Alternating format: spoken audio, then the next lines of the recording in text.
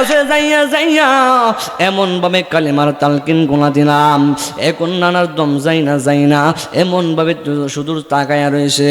যখন জোহরের নামাজের আজানটা দিল, আজানটা দেওয়ার সঙ্গে সঙ্গে আমার নানা দুনিয়া ছেড়ে চলে গেছে। জবানটা খুলে কে বলা যাবে না আল্লাহু আকবার। নাই নাই নাই, একজন দুইজন করতে করতে আমার প্রধান চারটা মানুষ দুনিয়া ছেড়ে চলে গেছে। আমিও দাদা হারাইলাম, দাদিও তো আমি হারাইলাম, নানাও হারাইলাম, নানিরও দুনিয়া থেকে হারাইলাম। চারজন প্রধান মানুষ দুনিয়া থেকে চলে গেছে। এখন যে দুইটা মানুষ আছে, এই দুইটা তো প্রধানের প্রধান, যাদের কারণে আমি পৃথিবী দেখতে পেরেছি, যাদের কারণে আমি এই পৃথিবীর সুন্দর আলো দেখতে পেরেছি। জিনার হলেন আমার জনম দুঃখিনী বাবা এবং মা, ঠিক কিনা? আবার ঘন্টার পরে ঘন্টা স্বামী এমন ভাবে স্ত্রী এমন ভাবে যখন দাঁড়াইয়া রইল, ওই মুহূর্তে কিছুক্ষণ পরে তাকাইয়া দেখে একটা লোকের শরীরের ভিতরে এমন ভাবে কাদা মাখা শরীর নিয়া, শরীরের মধ্যে এমন ভাবে মাটি লেগে রয়েছে। এই শরীর নিয়ে তিনি এমন ভাবে আসতেছে। স্ত্রী হঠাৎ করে বই পায়া গেল, কিরে এত রাতের বেলা কে শরীরের মধ্যে কাদা মাটি নিয়া আমার দিকে ঘরের দিকে আসতেছে?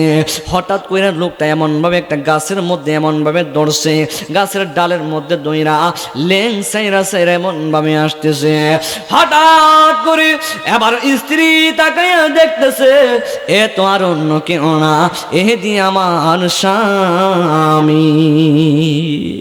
যে দুঃখিনী মা হায়রে আমায় করেছে লালন, করেছে লালন, আমি কেমনে দিব ওই দুঃখিনী মায়ের দাফন, আমি কেমনে দিব ওই দুঃখিনী মায়ের দাফন।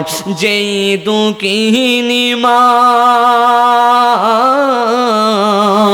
যেই দুঃখিনী মা আহিরে আমায় করেছে লালন, করেছে লালন, আমি কেমনে দিব ওই দুঃখিনী মায়ের দাফন, আমি কেমনে দিব ওই দুঃখিনী মায়ের দাফন। মাগো তোমার মতো লই না কেহ আমায় কোলে টানি,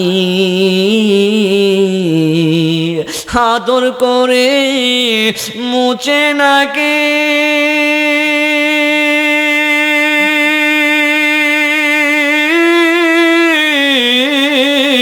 কন্যা মা। আরে বাবা দুইটা টুট লাগায় কন্যা মা, আদর করে মুছে না কেউ আমার চোখের পানি। হায়রে মা জননী আমার, হায়রে মা জননী, হায়রে মা জননী আমার, হায়রে মা জননী। যখন রাত্রি নিজুম নেই চোখে ঘুম, একলা শূন্য গোরে মাগো তোমায় মনে পড়ে, মাগো তোমায় মনে পড়ে না।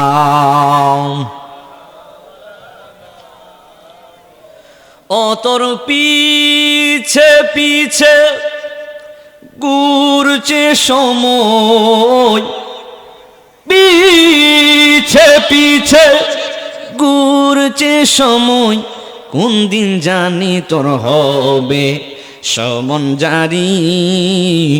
দেখে না মন জাক মারিয়ে দুনিয়াদারি, দেখে না মন জাক মারিয়ে দুনিয়াদারি।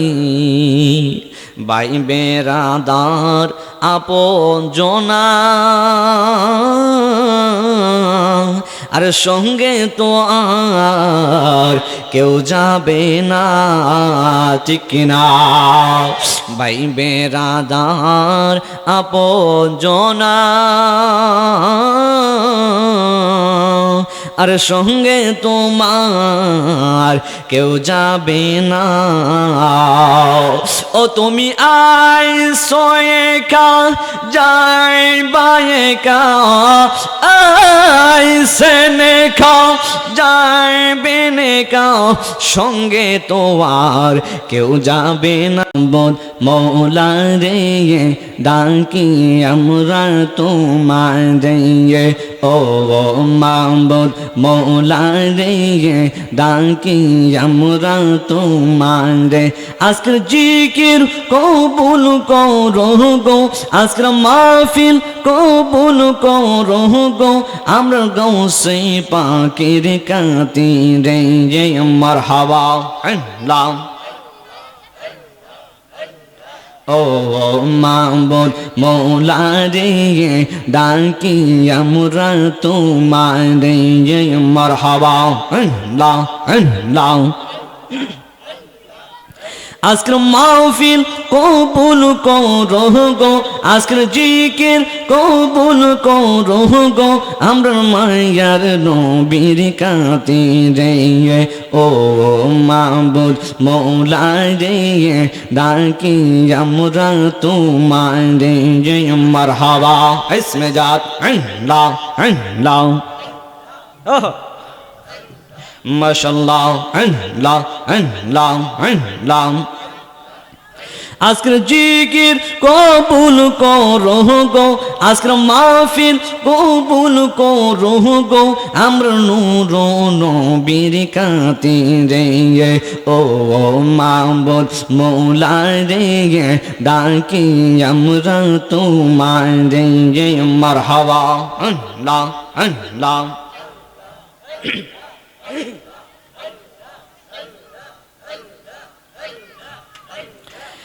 লা ইলাহা ইল্লাল্লাহু মুহাম্মাদুর রাসূলুল্লাহ সাল্লাল্লাহু তাআলা আলাইহি ওয়াসাল্লাম। সকলে পড়ি আলহামদুলিল্লাহ। আপনারা সবাই খুশি না বেজার? বাজান হাজার হাজার মানুষ দিয়ে মাহফিল সফল হয় না, মাহফিল সফল হয় একটা নেক বান্দার ওসিলায়, ঠিক কিনা বলুন? উপস্থিত আজকে বোয়াল আলমপুর মুফতি আব্দুল কাইম ভূঁইয়া হুজুরের মরিদান বক্ত মরিদানের উদ্যোগে ষষ্ঠ বার্ষিক সুন্নি মহাসম্মেলনের আয়োজিত আজকের মাহফিলের যিনি সম্মানিত সভাপতি, বিশিষ্ট আলেম দ্বীন, ইসলামী চিন্তাবিদ, ফিরে তরিকাত, রাহনামায়ে শরিয়াত, যিনি হলেন উস্তাদের উস্তাদ, যিনি আমার উস্তাদ না হোক কিন্তু আমার উস্তাদের সমতুল্য, ইনি শত শত ছাত্র ওনার হাতে গড়া, সুবহানাল্লাহ বলে। কিন্তু এর মধ্যে আমি ওদম গুনাহগারের হুজুরের দাওয়াত করেছেন, আমি অত্যন্ত খুশি হয়েছি, আমি মনে করি আমি নিজে ধন্য, সুবহানাল্লাহ বলেন। মুফতি আব্দুল কাইম ভূঁইয়া সাহেব অধ্যক্ষ কেনা ইসলামী আলিম মাদ্রাসা, বারাকাল্লাহু ফি হায়াতিহি ওয়া ইলমিহি, সকলে পড়ুন আমিন। আজকের মাহফিলে যিনি প্রধান সহ সভাপতি জনাব মোহাম্মদ করম আলী হাজি মোহাম্মদ আব্দুস সাত্তার, মেম্বার বোয়ালালামপুর, ওনারা কি আছে আজকে মাহফিলে? জি আপনি, বারাকাল্লাহু ফি হায়াতি ওয়া ইলমিহি, সকলে বলুন আমিন। আল্লাহ ওনার হায়াতের মধ্যে বরকত দান করে, সকলে বলুন আমিন। প্রধান অতিথি বিশিষ্ট আলেমী দ্বীন, ইসলামী লেখক ও গবেষক মুনাজ্জির আজম, ইনার ছাত্র গিয়াসউদ্দিন আর তাহিরি সহ আরও হাজার হাজার ছাত্র যাদের দ্বারা গড়া হয়েছে হযরত মাওলানা মুফতি জাহাঙ্গীর আলম মুজাহিদি সাহেব, ঢাকা, বারাকাল্লাহু ফি হায়াতিহি ওয়া ইলমিহি, হুজুরের হায়াতের মধ্যে বরকত দান করুক। উনি হলেন আমাদের সুন্নিয়তের রত্ন, কথা কোন ঠিক কিনা বলুন? আল্লাহ পাক রাব্বুল আলামিন হায়াতের মধ্যে বরকত দান করুক, সকলে বলুন আমিন। বিশেষ অতিথি সুন্নিয়ত নয়নমণি কোকিল কণ্ঠের অধিকারী হযরত মাওলানা সালাউদ্দিন তুর্কি সুন্নি আল কাদের সাহেব, বারাকাল্লাহু ফি হায়াতিহি ওয়া ইলমিহি, নাসিরনগর। আমার পূর্বে যিনি আলোচনা করেছেন হযরত মাওলানা কারি শিহাব উদ্দিন খালেদ সাহেব খতিব, বোয়ালালামপুর জামে মসজিদ সহ নিগার উলামায়ে কেরাম, মাহফিল পরিচালনা করেছেন হাফেজ আব্দুর রশিদ, বোয়ালালামপুর সহ নিবেদক মাহফিল কমিটির পক্ষ থেকে মকলু হোসেন, মোহাম্মদ কুয়াজ আলী, আবুল হোসেন, মোহাম্মদ নূর আলম সহ দিগার ওলামায়ে কেরাম, ওলামায়ে আহলে সুন্নাহ উপস্থিত আছেন, আমার মুরব্বী বাবারা, আমার যুবক ভাইয়েরা, পর্দানসীন মা ও বোনেরা, যে যেখান থেকে আমি মোহাম্মদ জসিমউদ্দিন আজিজি আল কদরির বয়ান শুনছেন, মাইকের এলান যত দূর যাচ্ছে, সকলের প্রতি আমি অদম গুনাহগারের অন্তরস্থল থেকে আবারও সালাম দিচ্ছি। আসসালামু আলাইকুম ওয়া রাহমাতুল্লাহি ওয়া বারাকাতুহু। লাখ কোটি শুকরিয়া জানাই মহান আল্লাহ সুবহানাহু ওয়া তাআলা দরবারে, অসংখ্য অগণিত শুকরিয়া জানাই যে আল্লাহ সুবহানাহু ওয়া তাআলা আমাকে আপনাকে এই ব্যস্ত গ্রাম থেকে এটা কিন্তু এখন কাজের সিজন, ঠিক কিনা বলুন? এই কাজের সিজন থেকে বাছাই করে এই বোয়াল আলামপুর থেকে শত শত হাজার হাজার মানুষ থেকে আমাদের এই মাহফিলে কয়েকজনকে আসার এবং বসার, কয়েকটি কথা শোনার মতন তৌফিক দান করেছেন। শুকরিয়া তান পূরণ আলহামদুলিল্লাহ। তারই পাশাপাশি এরই চাইতে অত্যন্ত বেশি খুশি যে আল্লাহ সুবহানাহু ওয়া তাআলা আমাকে আপনাকে অন্য কোনো নবীর উম্মত বানাই নাই, অন্য কোনো নবীর পয়গাম্বর উম্মত বানাই নাই, এমন একজন নবীর উম্মত বানিয়েছেন যেই নবীর উম্মত হওয়ার জন্য অন্য নবীগণ আল্লাহর দরবারে দরখাস্ত করেছিলেন, আল্লাহ আমাদেরকে যদি নবী না বানাইয়া আখির নবীর উম্মত বানাইতা তার চাইতে দ্বিগুণ খুশি হতাম, বলি সুবহানাল্লাহ। কিন্তু আপনি কিন্তু আল্লাহর দরবারে দরখাস্ত জানাতে হয় নাই, আল্লাহকে দুই হাত তুলে বলতে হয় নাই আল্লাহ আমাদেরকে শেষ নবীর উম্মত বানাও। আল্লাহকে আমরা কিছু বলতে হয় নাই, বিনা দরখাস্তে, বিনা চিঠিতে, বিনা পত্রে ওই নবীর উম্মত হিসাবে কবুল করেছেন। এই জন্য কি আমরা কি খুশি না বেজার? যারা খুশি তাহলে আল্লাহর দরবারে শুকরিয়া জানানো দরকার আছে না নাই? তাহলে জবান খুলে বলি আলহামদুলিল্লাহ। বাবা, আজকের দিনটা হলো শনিবার দিন, নাকি শনিবার দিন না? হ্যাঁ, রবিবার দিন। এই রবিবার দিন আজকে যদি আপনি ব্রাহ্মণবাড়িয়া শহরে কোনো একটা হসপিটালে যান, হসপিটালের বেডের মধ্যে দেখবেন কেউ হাত ছাড়া, কেউ পাও ছাড়া, কেউ মাথা ছাড়া, কেউ বিভিন্ন সমস্যা নিয়ে হসপিটালের বেডের মধ্যে বসে বসে কাঁদতেছে। আল্লাহ, যদি শরীরটা অসুস্থ থাকতো আল্লাহ তোমার 5টা ওয়াক্ত নামাজ আমি ছাড়তাম না। এই হসপিটালের বেডের মধ্যে শুয়া কত রকম আল্লাহর কাছে জিনিস চাইতেছে, গিয়া দেখেন, কথা কোন ঠিক কিনা বলুন।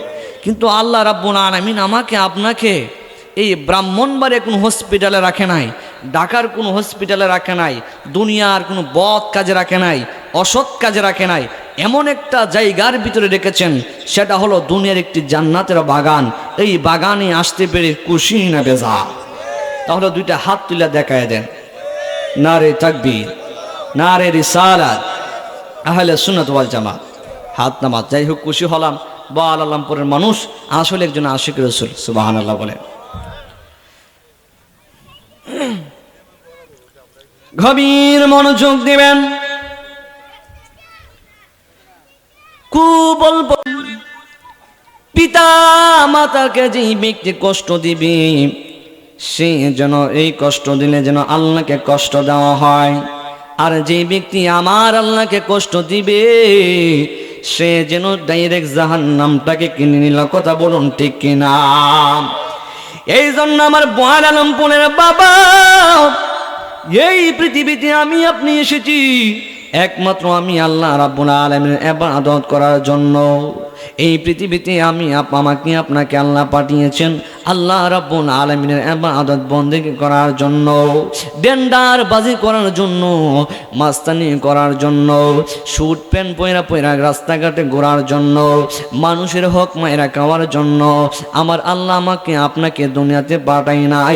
একমাত্র আল্লাহ রাব্বুল আলামিন কুরআনুল কারীমের মধ্যে ঘোষণা করে দিয়েছেন, ওয়ামা খালাকুতুল জিন্না ওয়াল ইনসা ইল্লা লিয়াবুদুন।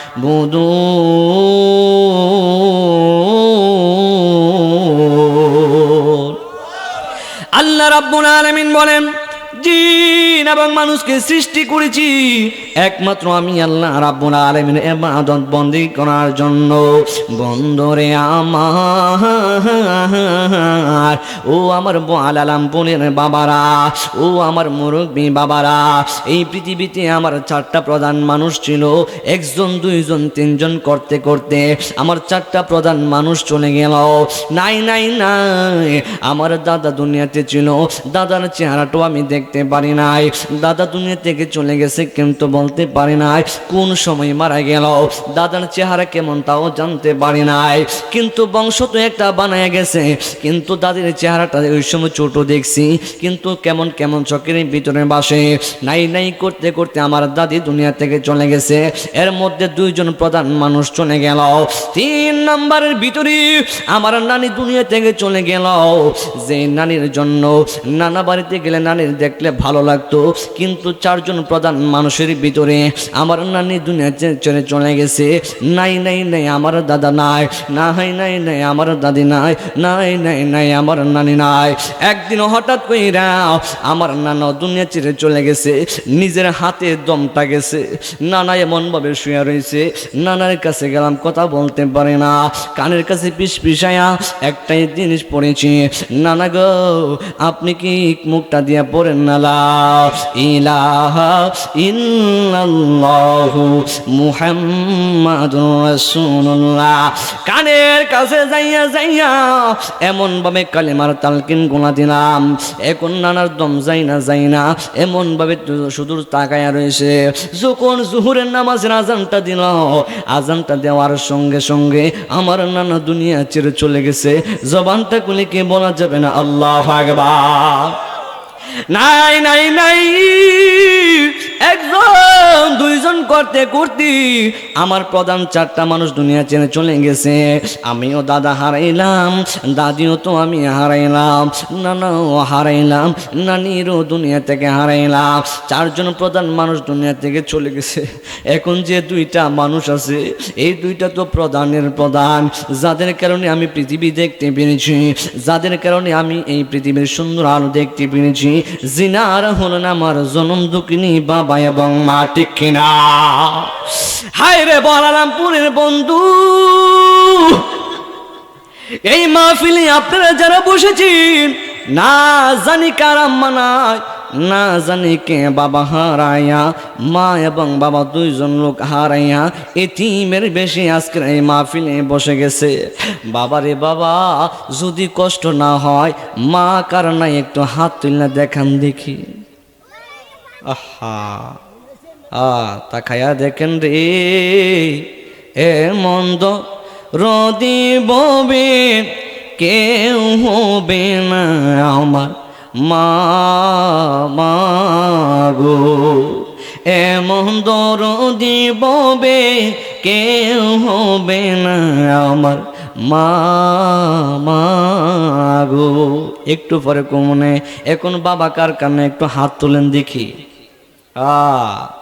মা যেমন যতগুলো লোক ছিল, আমি এখন তাকায় দেখতেছি এতগুলো বাবাও নাই, মাও নাই, বাবাও নাই, কারা আছেন হাত তোলেন দেখি। আহারে বাবা, মা বাবার কথা স্মরণ হয়নি? বাবা স্মরণ হয়নি? দুনিয়ার গ্যাপ পূরণ করা যায়, সম্পদ না থাকলে সম্পদের গ্যাপ পূরণ করা যায়, কষ্ট করলে টাকা ইনকাম করে ধন সম্পদ কিনা যায়, ঠিক কিনা বলুন? কিন্তু টাকা পয়সা না থাকলে একটু যদি কষ্ট করেন তাহলে টাকা পয়সা ইনকাম করা যায়, যদি বাড়ি গাড়ি না থাকলে বাড়ি গাড়ি বানানো যায়, কিন্তু মা বাবা যার নাই এই গ্যাপ টাকা দিয়েও পূরণ করা যায় না, কথা কোন ঠিক কিনা বলুন? আহা, এমন দরদি ববে কেউ হবে না আমার মা গো। এমন দরদি ববে কেউ হবে না আমার মা গো। মায়ের একবার দুধের টান কাঠিয়া গাইর চাম, একবার দুধের টান কাটিয়া গাইর চাম, পাহাপুষ বানাইলে ওরির সুদ হবে না আমার মা গো। এমন দরদি ববে হবে, কেউ হবে না আমার মা গো। গোয়ালালামপুরের বন্ধু, বন্ধু রে ও বন্ধু, ছোটবেলা যখন মা হারায়, ছোটবেলা যখন কোনো একটা ছেলে সন্তানের সঙ্গে যদি কোনো একটা ঝগড়া হয়, দেখবেন ছোট ছোট সন্তান কান্না করে। দাদি যখন মাথার মধ্যে এমন ভাবে হাত বোনায়, দাদি যদি যাইয়া বলে কান্দিস না রে কান্দিস না, বাচ্চা আরো বেশি বেশি কইরা কান্দে। দাদার কাছে গেলে দাদা বলে নাতি রে তুই কান্দিস না কান্দিস না, তোরে কে মারছে? এই কথা বললে আরো সন্তান আরো বাড়াইয়া চোখের পানি ফালায়, আরো জোরে চিৎকার করে কান্না করে। চাচি আম্মা যদি বলে তুমি কেন এমন ভাবে কাঁদতেছ, কোলের মধ্যে নিয়ে যদি মাথার মধ্যে হাত বোনায়া এমন ভাবে যদি আদর করে, কিন্তু চাচি আম্মার আদর মানায় না।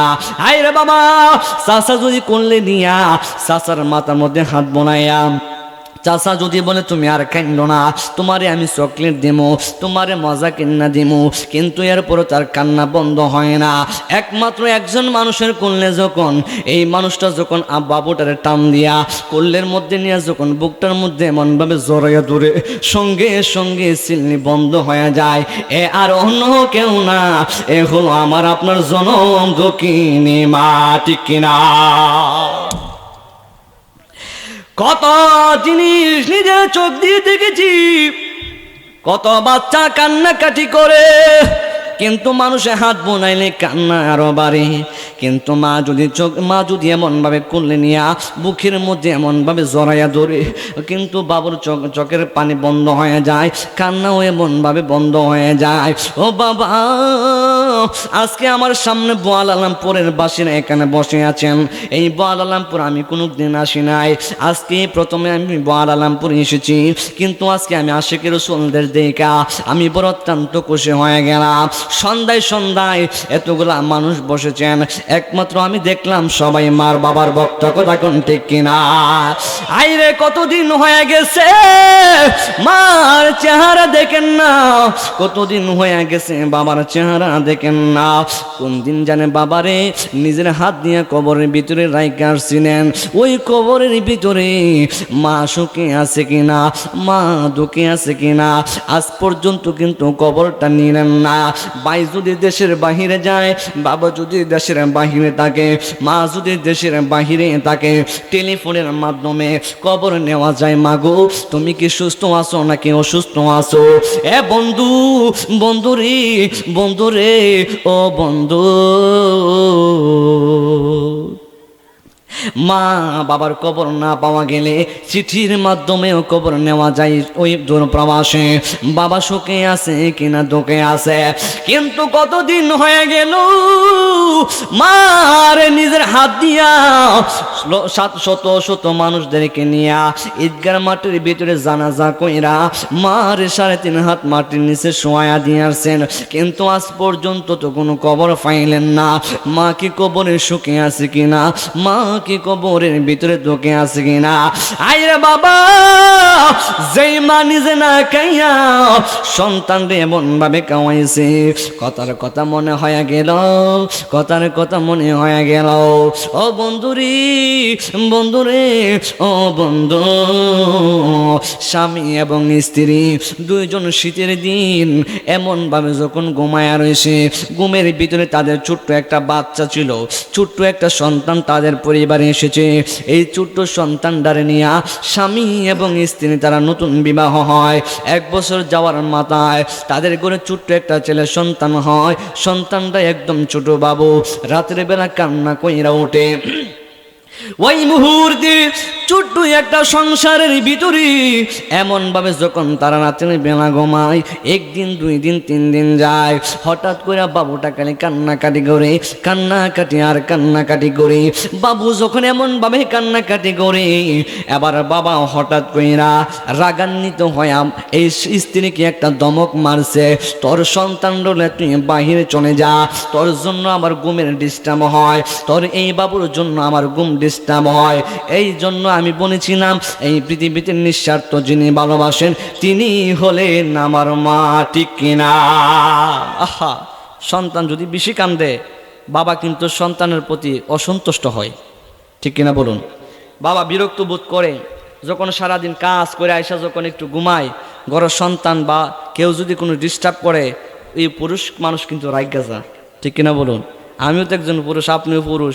সারাদিন কাম করে ঘরের ভিতরে যদি আইসা ঘুমান, কোনো বাচ্চা যদি আয়া কানের মধ্যে একটা ব্যয় করে সিলি দেয়, ভালো লাগে না? খারাপ লাগে?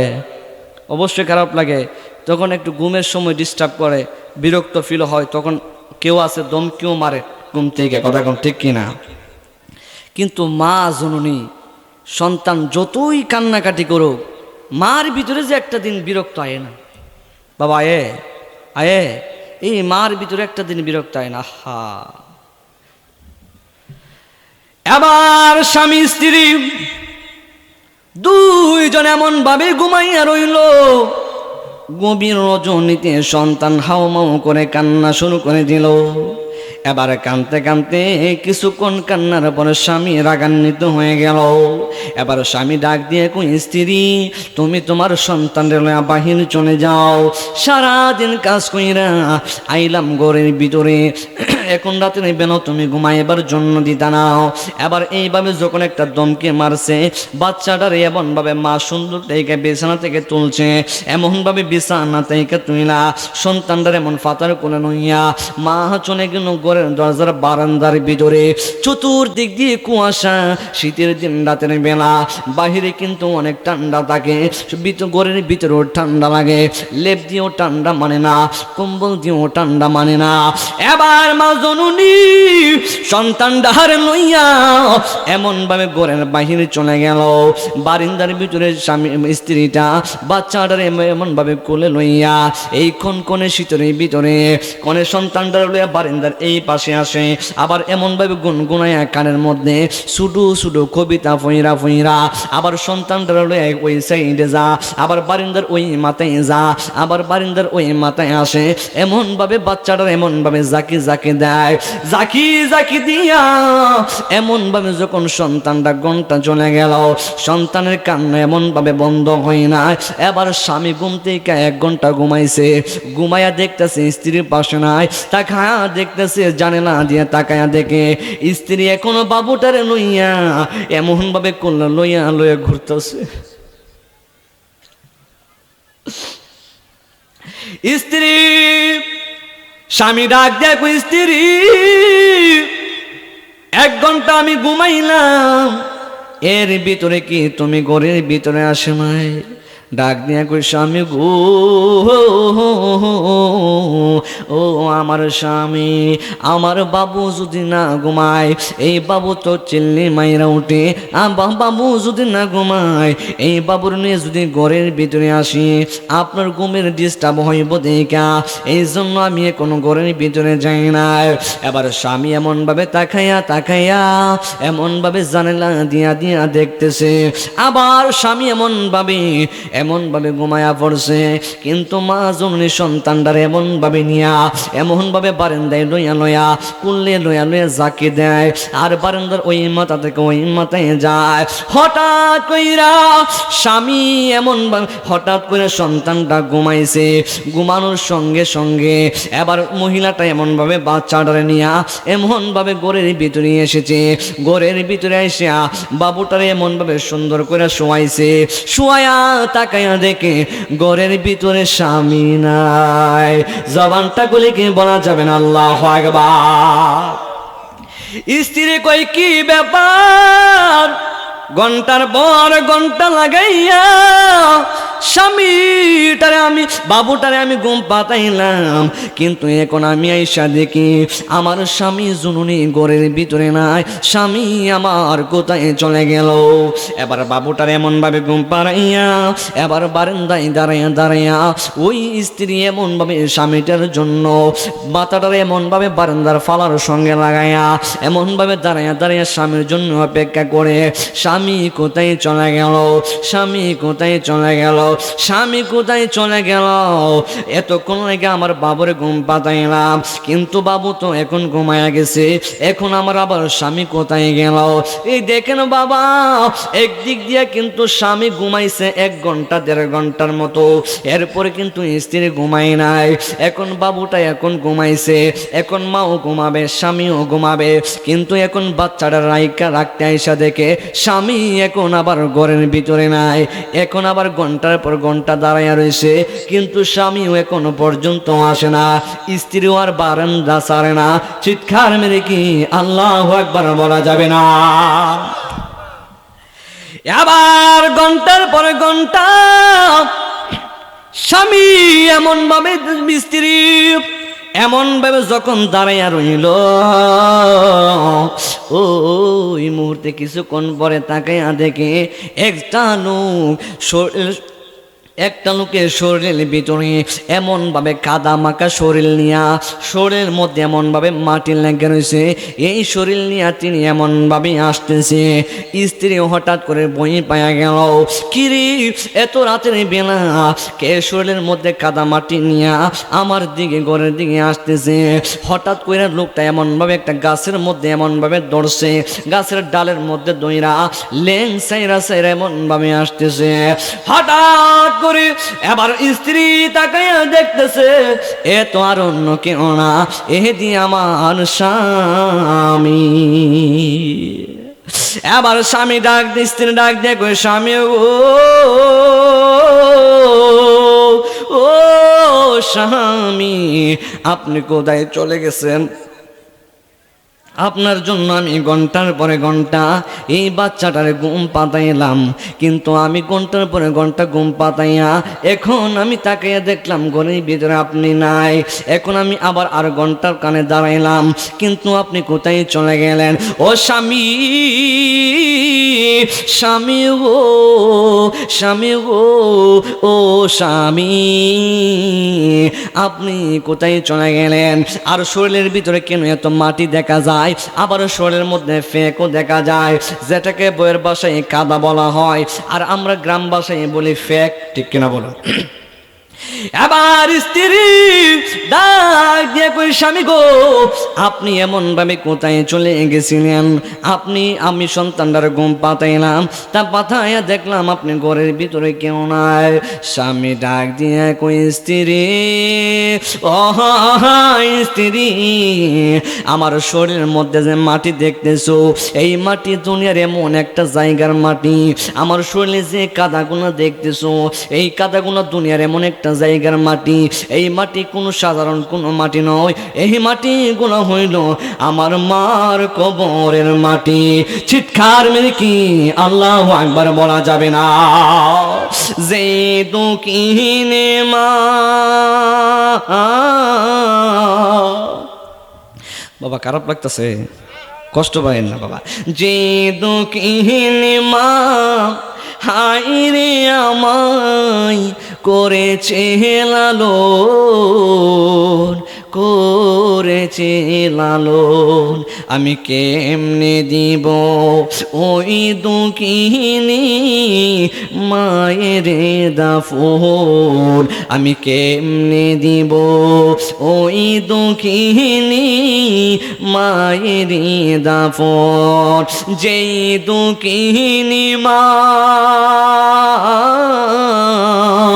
যেই দুঃখিনী মা আহিরে আমায় করেছে লালন, করেছে লালন, আমি কেমনে দিব ওই দুঃখিনী মায়ের দাফন, আমি কেমনে দিব ওই দুঃখিনী মায়ের দাফন। মাগো তোমার মতো লই না কেহ আমায় কোলে টানি,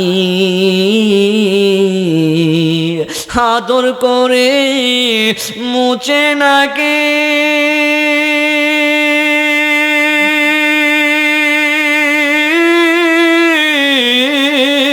কন্যা মা। আরে বাবা দুইটা টুট লাগায় কোন না মা আদর করে মুছে না কেউ আমার চোখের পানি হায়রে মা জননী আমার হায়রে মা জননী হায়রে মা জননী আমার হায়রে মা জননী যখন রাত্রি নিজুম নেই চোখে ঘুম একলা শূন্য গোরে মাগো তোমায় মনে পড়ে মাগো তোমায় মনে পড়ে